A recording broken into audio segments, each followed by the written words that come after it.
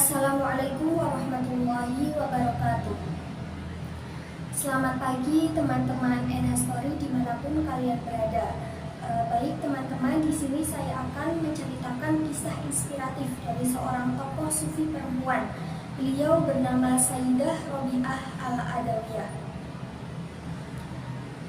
Mungkin bagi teman-teman nama Sayyidah Robiah Al-Adawiyah tidak asing lagi di telinga kita. Kita sering mendengar nama tersebut, namanya begitu masyhur dan sangat terkenal dengan mahabbahnya yang begitu dahsyat kepada Allah Subhanahu wa taala. Sayyidah Robiah Al-Adawiyah diperkirakan lahir pada tahun 713 sampai 717 Masehi atau 95 sampai 99 Hijriah. Beliau dilahirkan di kota Basra. Sayyidah Robiah Al-Adawiyah bukanlah seorang perempuan yang dilahirkan dari golongan orang yang kaya raya. Beliau dilahirkan dari keluarga miskin sederhana. Bahkan ia pernah dijual sebagai seorang budak.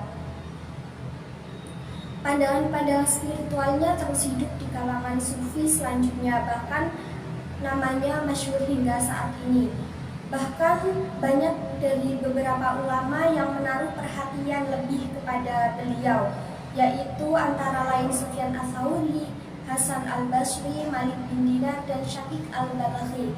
Bahkan ada sebuah riwayat meriwayatkan bahwa Hasan Al-Basri pernah meminang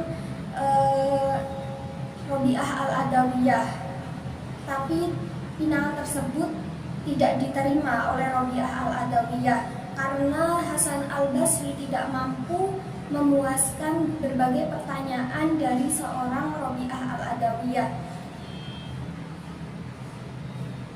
Kemudian Robiah Al-Adawiyah dapat dikategorikan sebagai khawasul khawas, yaitu tingkatan yang khusus, tidak seperti manusia awam pada umumnya. Ada suatu ungkapan beliau yang sangat populer hingga saat ini, yaitu sebuah ungkapan istighfaruna yahtaju ila istighfarin, yang artinya bahwa kalimat istighfar atau permohonan ampun kita perlu juga dimintakan ampun kembali. Maksudnya, jika orang awam pada umumnya kita meminta maaf ketika kita telah melakukan suatu dosa, berbeda atau lain halnya dengan seorang Robiah Al-Adawiyah, ia meminta ampun bukan hanya ketika ia telah melakukan dosa, tetapi ketika ia telah melakukan suatu ibadah, ia terus meminta ampun karena ia sadar akan ketidaksempurnaannya di hadapan Allah. Kemudian ia juga terkenal sebagai seorang sufi bermazhab cinta karena cintanya yang begitu dahsyat kepada Allah Subhanahu wa taala. Ada suatu kisah atau ungkapan dari Robiah Al-Adawiyah yang saya ingat juga hingga saat ini, yaitu ketika Sufyan Ats-Tsauri pernah berdoa di dekat Robiah. Doanya, "Ya Allah, berilah ridhomu padaku." Kemudian Robiah Al-Adawiyah mendengar itu, kemudian menanggapinya dan berkata kepada Sufyan Ats-Tsauri, "Apakah kamu tidak malu pada Allah dengan meminta ridhonya, sedangkan dirimu tak ridho atas ketentuannya?" Mendengar hal itu, kemudian Sufyan Ats-Tsauri beristighfar dan sadar akan apa yang dikatakannya. Robiah Al-Adawiyah ketika pada usia ke-80 tahun, fisiknya melemah, tubuhnya begitu kurus sehingga hampir jatuh ketika berjalan. Tempat sujud Robiah persis seperti tempat genangan air. Tempat sujudnya selalu basah dengan air mata. Kemudian kisah dari Robiah Al-Adawiyah yang mungkin sangat tak asing di telinga kita, yaitu Robiah Al-Adawiyah pernah membawa seember air, kemudian di sebelahnya lagi ia membawa obor. Kemudian ada orang bertanya tentang apa yang dilakukan oleh Robiah Al-Adawiyah tersebut.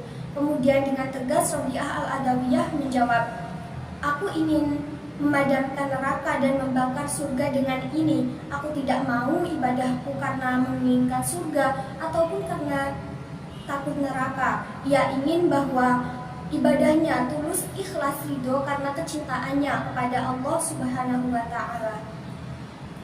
Kemudian dari kisah tersebut, ungkapan-ungkapan sofistik dari seorang Rabi'ah al-Adawiyah kemudian diterjemahkan dalam 3 lirik berikut ini.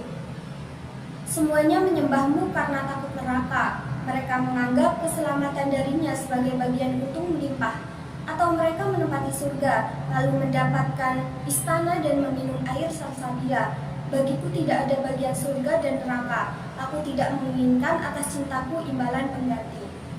Itu tadi 3 lirik dari ungkapan sufistik seorang Rabi'ah al-Adawiyah yang dikutip dalam Syarah Al-Hikam. Kemudian pada usia 83 tahun, tepatnya pada tahun 801 Masehi atau 185 Hijriah, Rabi'ah al-Adawiyah wafat.